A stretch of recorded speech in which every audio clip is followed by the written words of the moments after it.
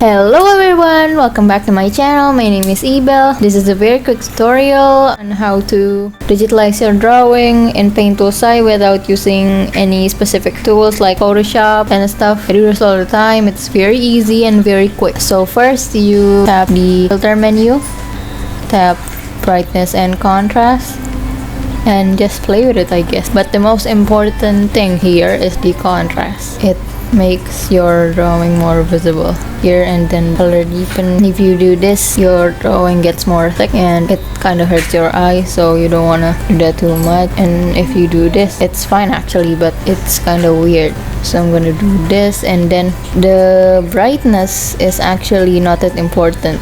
If your drawing is very dark, you can use it, but yeah, I'm gonna do this. And after that, tap the layer menu, then click luminance transparency. The color changed, but the cool thing is you can add another layer and draw beneath it.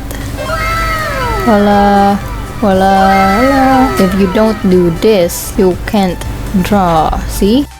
Okay, that's all for today. Don't forget to give this video a big thumbs up. Share if you guys think this video is helpful. Subscribe if you guys like more content like this and if you guys want to. And I'll see you guys next time. Bye!